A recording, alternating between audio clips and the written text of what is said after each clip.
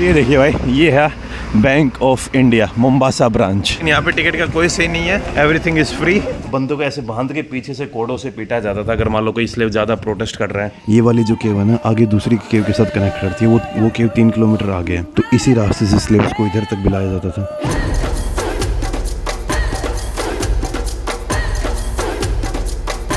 Good morning guys, और स्वागत है आपका एक और नई वीडियो में। Place Mombasa.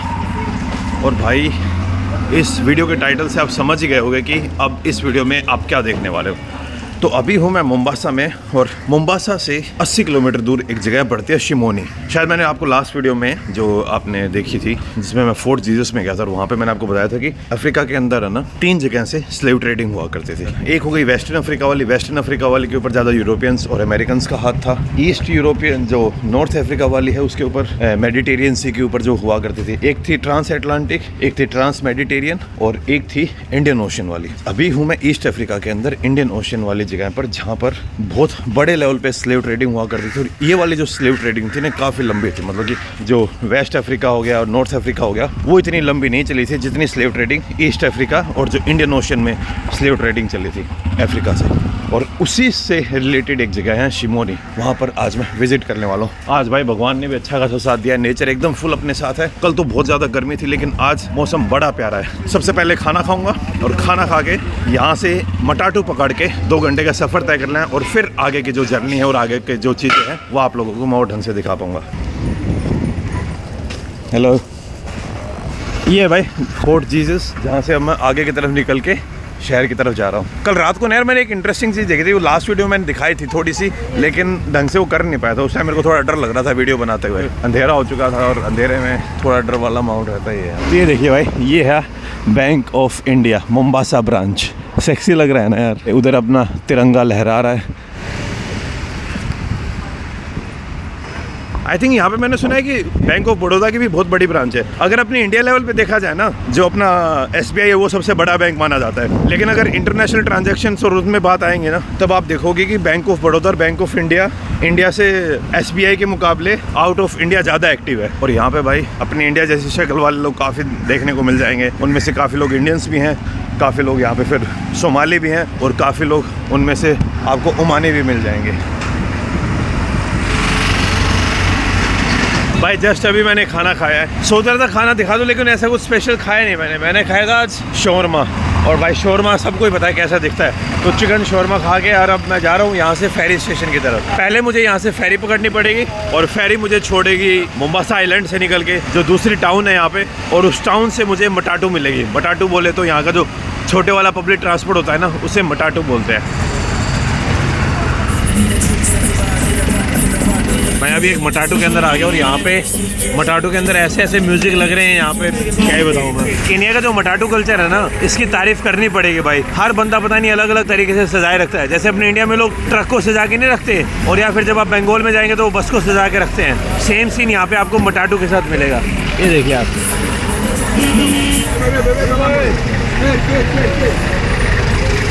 14th पास ब्ला ब्ला ब्ला, कैसे कैसे वो कर रखे हैं भाई मटाटू के ऊपर। अलग अलग डिज़ाइन की देख रहे हो आप, मटाटू रिपब्लिक वगैरह वगैरह सब कुछ है इसमें। देख रहे हो भाई कैसे कैसे टायर लगा रखे हैं। पीछे से है ना लिफ्ट करवा रखी है भाई। मिनी बस को लिफ्ट कौन करवाता है।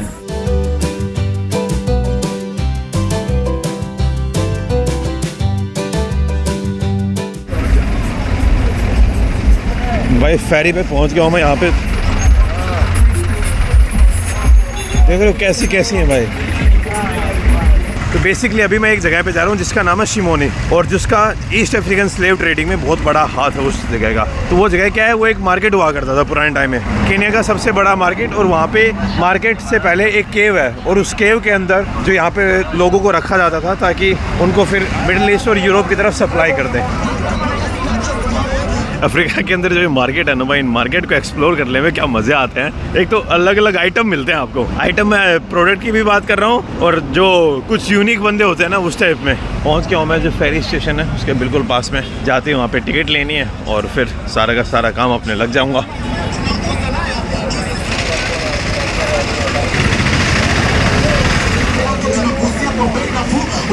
तो देख रहे हो भाई साहब, फेरी पॉइंट के ऊपर एंट्री हो चुकी है मेरी। यहाँ से लोग गाड़ियाँ वाड़ियाँ सब कुछ चीज़ें कवर करवाते हैं एंड इसको क्रॉस करना है तो ये फ्री है एकदम। जनता देख रहे हो अब कितनी जा रही है। मुझे लगा था यहाँ पे टिकट लगती होगी, लेकिन यहाँ पे टिकट का कोई सीन नहीं है, एवरीथिंग इज़ फ्री।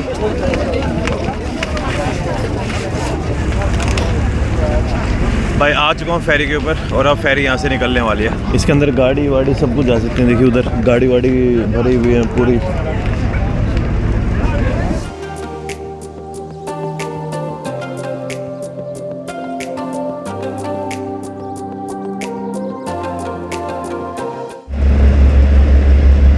एक शायद ब्रिज भी बन रहा है, लेकिन अभी तक ब्रिज पूरा हुआ नहीं है। जैसे ब्रिज बन जाएगा उसके बाद इस फेरी की ज़रूरत इतनी पड़ेगी नहीं, लोग इजीली इधर से उधर जा सकेंगे।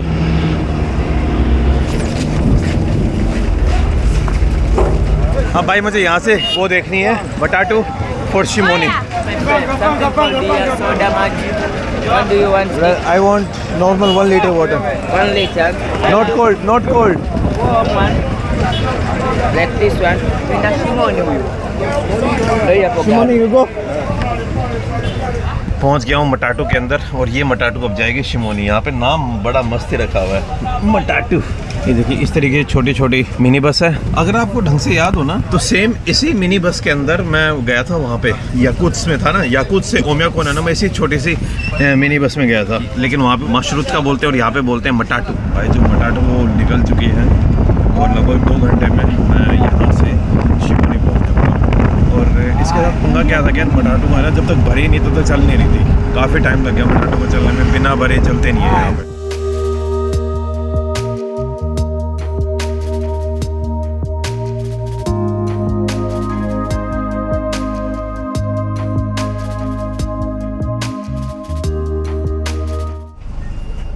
ये मटाटू हो चुकी है खाली और बस अभी 2 मिनट में मैं जो शिमोनी का बस स्टैंड है वहाँ पे पहुँच जाऊँगा और वहाँ पहुँच के थोड़ी बातें करूँगा आप लोगों से। 2.5 घंटे हो गए हमें चले हुए वहाँ से। जब मैं मोम्बासा से निकला था ना उस टाइम पे तो मौसम बड़ा अच्छा हो रखा था, बादल वादल आ रखे थे, लेकिन अब सारे के जो बादल थे वो सब गायब हो चुके हैं। दाढ़ी वाड़ी काटने का जवान लगने लगे और मस्त लग रहा हूँ। आप लोग बताना, बस थोड़ा सा वेट कम करना पड़ेगा मुझे।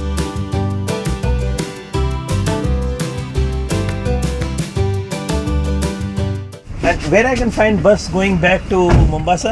So 5. At 5? Yes. Last bus? Last bus. Last 5, bus? yeah. 5. So here only? Yes, yeah. Okay. तो भाई पहुंच चुका हूँ मैं शिमोनी में। सबसे पहले एक बार थोड़ा पानी वानी वाली जगह पे चलते हैं, क्योंकि शिमोनी भी है ना अपनी भी एकदम अपने इंडियन ओशन के ऊपर लोकेटेड है। इसी कारण से भाई यहाँ पे वो केव डिस्कवर हुई और उस केव का बहुत ही ख़राब तरीके से यूज़ हुआ। पहुंच चुका हूँ मैं अभी एक छोटे से रेस्टोरेंट में। यहाँ पे पहले खाना खाऊंगा और उसके बाद मैं यहाँ पे घूमने जाऊँगा जो शिमोनी केव्स है। मैंने ये राजमा ऑर्डर किए हैं और साथ में चपाती। तो ये काइंड ऑफ आप लोकल खाने ही मान लीजिए। Thank you sister. ये देखिए इस टाइप पे चपाती है और ये अपने राजमा की सब्जी है। Thank you, bye bye. एकदम बढ़िया तरीके से खाना हो गया। 2 रोटी खाई मैंने और साथ में खाए राजमा। और यहाँ पे केन्या के अंदर ना चाय बड़ी अच्छी मिलती है। जैसे इथियोपिया के अंदर आपको मिलेगी कॉफ़ी मस्त, यहाँ पे मिलती है चाय। तो भाई इस केव की जो एंट्रेंस फीस है वो है 400 शिलिंग्स और मेरे साथ एक गाइड जी आ रहे हैं, गाइड भाई साहब, और उनका नाम है नासिर। वो मुझे इस केव के बारे में और सारी चीज़ों के बारे में बताएंगे ढंग से। It's a natural cave. Sometimes the sea water comes here? Every day sea water comes here? Yeah, but not much. But it's not like this big only, yeah? My name is Nasir. Nice to meet you. Nice. Thanks a lot, Nasir. Asante sana. Asante. Welcome to Shimoni. In Swahili, the word Shimoni means the place of the caves. Place of the caves, okay. These are natural caves formed by the movement of the sea. Also, we have some other caves which extend some 5 kilometers. This goes, but it's not allowed? It's now because it's blocked now due to siltation. The floor has risen, blocking off access to the further caves. What you see now is only the main entrance cavern. In front of us is a well with semi-salt water. This is a natural well. No dark cemented, it is not deep. So there is a well in the cave, connect this one underneath, as well as the sea. When the sea is high tide, the level of the water rises up. And its water, the level goes down. So this water was even up to give the slave for drinking. So the slave were given this water. So this sample of rusted chain was found here. Obviously, it was used to tie a slave on the hands or rather on the legs. And these are metal ring or metal hook. And another one are these. It's worn out because of rats. Okay. Yeah. So a slave was chained facing like this. And Like punished. this, okay. And punished while others are looking not to repeat the same mistake. For example, if a slave is good, chained and punished. So it was the only torturing chamber for the slave. So it's a kind of like a torturing camp. And from here they were transferred to the... Yeah. And is there any data like how many people were like came here? There's no specific number, but thousands and thousands passed through here. Passed through here. भाई high Tide के दौरान है ना पानी यहाँ पे पूरा भर जाता है. There's lots of bats here. We call them fruity bats. They eat fruits, bananas, apples, bangles, pawpaws, pineapples. They fly out during night to find fruits and back early in the morning. At the bottom, the young babies. And down it's muddy because of seawater as well as the bat poo-poo. So it's guano, but it's poisonous. What is mixed with salt water. So can't use for fertilizer because it has too much salt. So we can see the exit where the snail was taken through. Mind your idea. Yeah.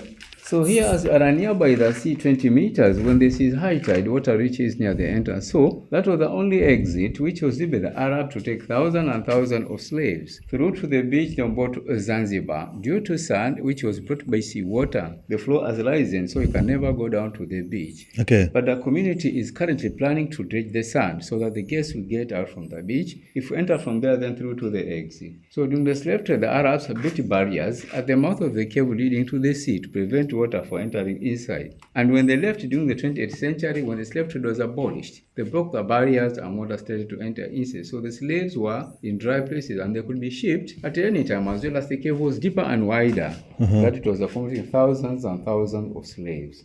So let's go back to our local people come to worship so that we end up our visit.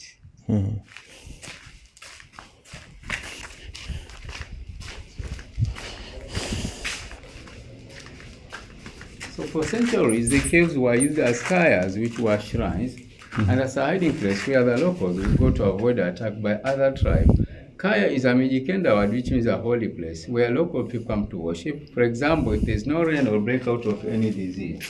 So you can see this bottle with the red liquid, it's rose water, it's from rose flower. Okay. So this is a kind of sacrifice which was done by the locals. So at that time, during the slave trade, when the slaves were kept here, the cave was a sad place, but now it's a happy place. It's at a all the money collected goes to the community. Okay. Thank you, Nasir.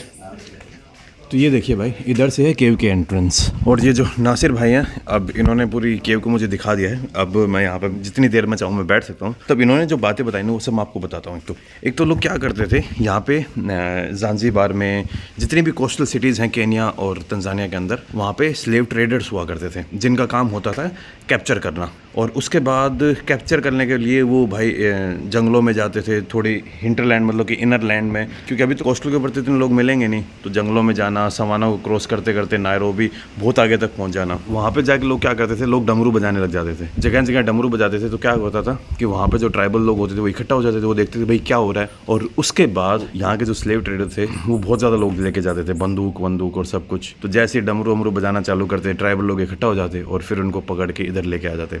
उनको इधर लेके आने के बाद इस type की काफ़ी caves हैं यहाँ पे, 3-4 केव्स और हैं, और उन केव्स के अंदर रखा जाता था. और फिर यहाँ से उनको ट्रांसपोर्ट कर दिया जाता था, जो इस एरिया का सबसे बड़ा स्लेव मार्केट था. That was in Zanzibar, Tanzania. Zanzibar एक तंजानिया का आइलैंड है, काफ़ी लोगों ने वहाँ पे सुना होगा आपने. ज़ांज़ीबार आइलैंड के ऊपर एक बहुत बड़ा स्लेव मार्केट लगता था. तो उस जगह पर अलग अलग जगहों से वो लेके जाते थे. फिर उसके बाद ज़ांज़ीबार में अलग अलग जगह से लोग आते थे. जैसे यूरोपियंस के आने के बाद यूरोपियंस भी यहाँ से स्लेव लेके जाने लग गए थे. लेकिन ये जो ज़ांज़ीबार का मार्केट है ये यूरोपियंस के आने से पहले से ही फ्लरिश कर रहा था. स्टार्टिंग में यहाँ पे अरब ट्रेडर्स आते थे, पर्शिया से ट्रेडर्स आते थे जो स्लेव्स को खरीद के लेके जाते थे. और इसमें मतलब कि कम से कम ऐसा माना जाता है कि 2 करोड़ लोगों को यहाँ से लेके गए हैं. मतलब कि 2 करोड़ लोगों का यहाँ से डिस्प्लेसमेंट हुआ है. 2 करोड़ स्लेव इस एरिया से निकले हैं from the east African countries which is Tanzania, Kenya and Uganda and little bit of Rwanda. और भाई बड़ी डार्क हिस्ट्री. आपने अंदर देखा होगा एक वो जगह थी जहाँ पे एक इधर चेन लगा रखी थी और एक इस साइड चेन लगा रखी थी. तो बंदों को ऐसे बांध के पीछे से कोड़ों से पीटा जाता था. अगर मान लो कोई स्लेव ज़्यादा प्रोटेस्ट कर रहा है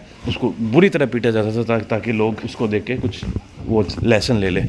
और यहाँ पे एक चीज़ और है, ये जो आप पानी देख रहे हो ना, ये सारा का सारा पानी समंदर से आ रखा है. आगे जाएंगे ना तो ये केव आगे समुद्र से कनेक्टेड है। पुराने टाइम में क्या होता था कि जो अरब ट्रेडर्स थे वो क्या करते थे, स्लेव को यहाँ पे इकट्ठा करके यहाँ से रास्ता था सीधा समुद्र तक जाने का, और उधर समंदर से ही सीधा उनको शिप में लोड किया जाता था और लोड करके फिर ज़ांज़ीबार की तरफ ट्रांसपोर्ट कर दिया जाता था। ये जो जितना पानी आप देख रहे होंगे सारा का सारा हाई टाइड और लो टाइड का है, समुद्र का पानी है ये। तो आप सोच के देखिए जब यहाँ पे स्लेव रहते होंगे, जब भाई अपने वो आदमियों को यहाँ पे कैद किया जाता था, तब उनकी कितनी बुरी हालत होती होगी। नीचे समुद्र के पानी में उनको कितनी देर तक खड़ा रहना होता होगा। अभी भाई साहब बता रहे थे ये वाली जो केव है ना आगे दूसरी केव के साथ कनेक्ट करती है, वो केव 3 किलोमीटर आगे है। तो इसी रास्ते से स्लेव्स को इधर तक भी लाया जाता था और ये एक पानी पीने के लिए जगह बना रखी थी। इसके अंदर थोड़ा बहुत अच्छा पानी होता था जो मीठा पानी, और बाकी जब हाई टाइड आती थी तो समुद्र का पानी भी इसी के अंदर डल जाता था। जिन बंदों को यहाँ पे रखा जाता था ना उनकी कोई यार उनको स्लेव बनाने के लिए यहाँ पे लाया गया है। तो आप सोच रहे हो कि उनके लिए पानी की सुविधा और वो सारी सुविधा का ध्यान रखा गया होगा? नहीं भाई, यहाँ पे समुद्र का पानी मिक्स होकर जो पानी होता था ना वो उनको पीने के लिए दिया जाता था। बहुत बुरी हालत होती थी।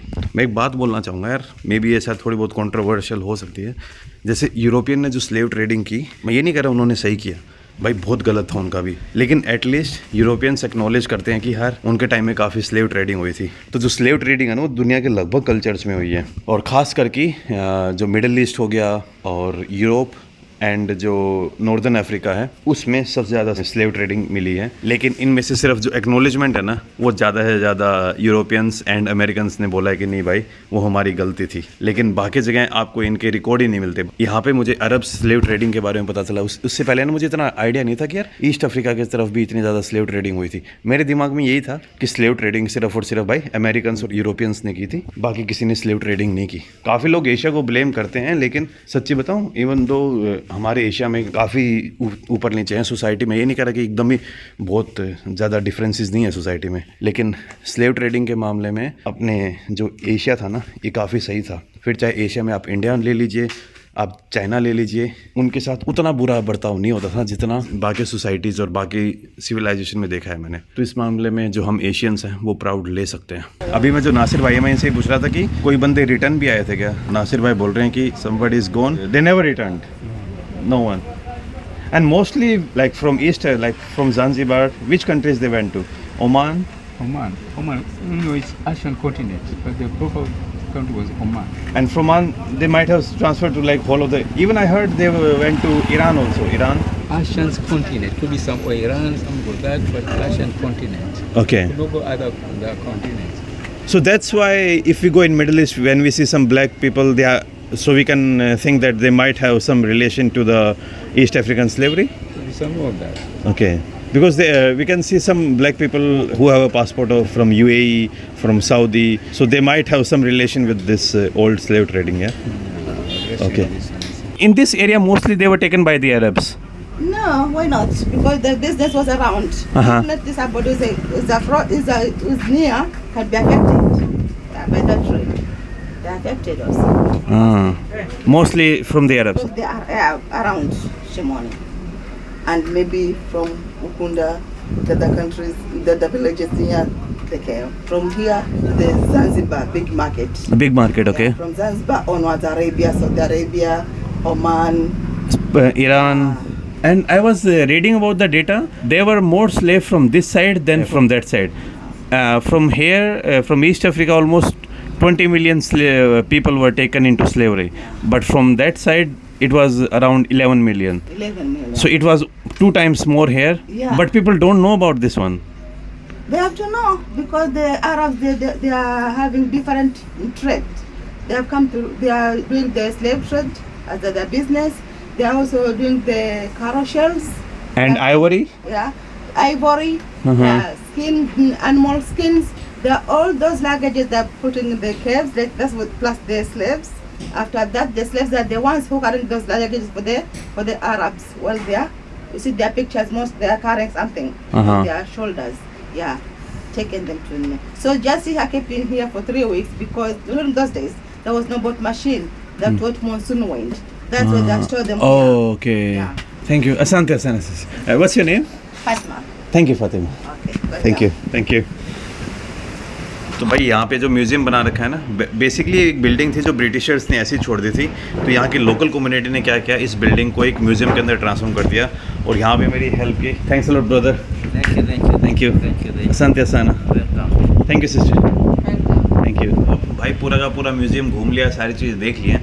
तो यही बताना चाहूँगा कि ऐसा नहीं है कि अपने इंडिया में स्लेव ट्रेडिंग नहीं हुई थी, बस इंडिया में अपने उतने बड़े लेवल पे स्लेव ट्रेडिंग नहीं थी, और ना हमने किसी कंट्री के ऊपर अटैक किया, और ना हमने कोई ऐसे बड़े बड़े गाँवों को तहस नहस किया स्लेव ट्रेडिंग के लिए। लेकिन छोटे मोटे लेवल पे ये होती है।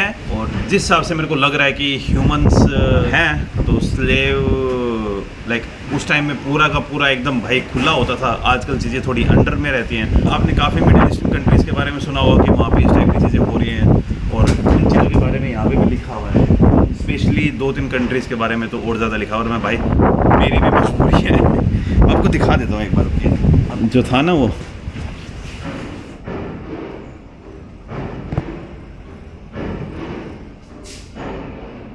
खास करके गल्फ कंट्रीज़ में है ना, स्लेवरी नहीं बोलूँगा उसको, लेकिन ऑलमोस्ट उसी का ही एक फॉर्म है। और जैसे पुराने टाइम में स्लेव ट्रेडिंग काम करती थी, कुछ एजेंट होते थे, कुछ ट्रेडर्स होते थे, सेम इसी तरीके से आजकल भी चीज़ें हो रही हैं। यही थी ईस्ट अफ्रीकन स्लेव ट्रेडिंग की दर्द भरी कहानियाँ कि किस तरीके से वहाँ पे जो दीदी मुझे मिली थी ना, मुझे बता रही थी, वो कह रही थी एक बार अगर कोई बंदा अपनी फैमिली से अलग हो गया ना, तो वो भूल जाओ कि वो वापस के अपनी फैमिली से मिल भी पाएगा या नहीं। और ऐसी भाई कितनी फैमिली हुई होंगी। आप स्लेव ट्रेडिंग की जो हिस्ट्री है ना, इजिप्शियन के टाइम पर चले जाइए, वहाँ पे जो न्यूबियंस थे जिन्होंने इनका कंस्ट्रक्शन किया था पिरामिड्स का, उन्होंने कोई लोगों को पैसे देके थोड़ी किया था, उन्होंने स्लेव ट्रेडिंग के थ्रू किया था। उन्होंने स्लेव बना के इतने बड़े बड़े पिरामिड इकट्ठा किए थे। इवन दो हमें पिरामिड आजकल बहुत अच्छे लगते हैं, लेकिन अगर आप पिरामिड की पुरानी हिस्ट्री में जाओगे तो बहुत खतरनाक है। इवन दो आप जैसे अपने ताजमहल के बारे में बोलते, जो अपने इंडिया में ताजमहल है, बोलते हैं कि लोगों के हाथ काट दिए गए थे, तो कोई प्राउड की बात थोड़ी थी। चलो ठीक है, आजकल हमें ताजमहल बहुत अच्छा लगता है और बहुत खतरनाक चीज़ बनाई है, लेकिन किसी भी चीज़ के पीछे की अगर आप हिस्ट्री चेक करोगे ना, तो वहाँ पे बहुत खून भरा, बहुत दर्दनाक कहानियाँ मिलेंगी। और सेम सीन हर जगह ही है। बेचारी अफ्रीका ने ये वाला जो दर्द है कुछ ज़्यादा ही झेला है। बस भाइयों, अब मैं जा रहा हूँ यहाँ से वापस मोम्बासा।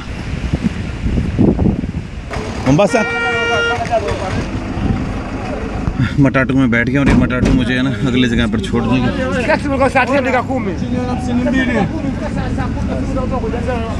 इन भाइयों में ना आपस में लड़ाई हो गई है, और लड़ाई का कारण मुझे नहीं पता है।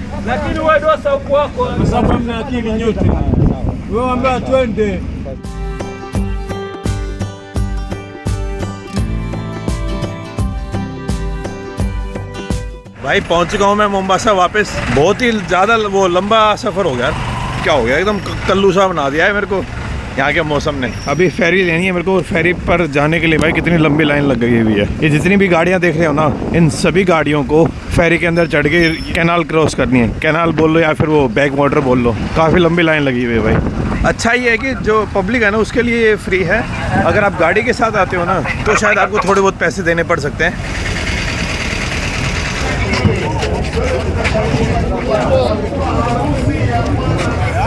How much? This is Kenya? ये देखिए भाई, एक बैंड पहन रहा हूँ यहाँ पे। What's your name, brother? हाँ? Kennedy. ये देखिए, ये अफ्रीका के अंदर है ना, बहुत ज़्यादा मिलते हैं। तो भाई अभी बना भी रहे हैं। Now you making Rwanda? Tanzania? Rwanda. Okay. यहाँ पे ना लोग ये जो बैंड है ना, इस बैंड पहनने का ना काफ़ी कल्चर है, काफ़ी लोग पहने रखते हैं, तो मैंने भी ले लिया ये। 100 रुपये का मिल गया। नहीं, कल सुबह मैंने बात की ना, वो बंदा मुझे 200-300 में दे रहा था, और यहाँ पे 100 में मिल गया। 100 बोले तो अपने इंडिया के 50 रुपये, काफ़ी सस्ता में हो गया। अब वापस से मैं जो फेरी वाला स्टेशन है वहाँ पे एंट्री ले रहा हूँ।